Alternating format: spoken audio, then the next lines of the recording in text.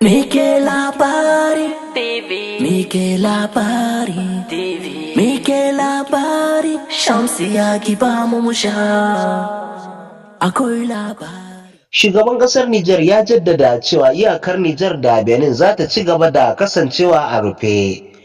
A yayin ziyararsa ta aiki a garin Gaya cikin jihar Doso ranar Asabar 8 ga watan Nuwamban shekara ta 2025, shugaban ƙasar Nijar Janar Abdurrahman Chani ya bayyana matakin gwamnatinsa na ci gaba da rufe iyakar Nijar da Benin, yana mai cewa buɗe iyakar a wannan lokacin zai zama cin amanar burin al'ummar Nijar.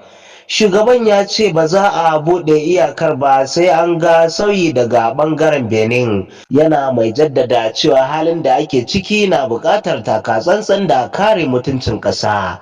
Chani ya bayyana takaicinsa kan yadda Benin ke karɓar sojojin ƙasashen waje kamar Faransa da Belgium.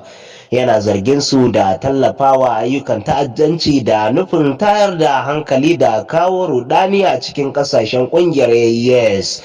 Ya ce hakan yana nuna rashin mutunta ikon kai na Nijar da keta hurumin ƙasashen makwabtaka.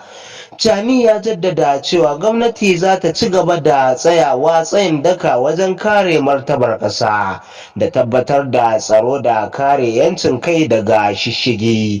A ƙarshe ya kira al'ummar Nijar da su kasance cikin juriya da kishin ƙasa, yana mai cewa wannan mataki na rufe iyaka wani bangare ne na tsare muradun ƙasa da kare makomar Nijar da mutanenta. Zan so in ji ra'ayoyinku akan wannan bidiyon.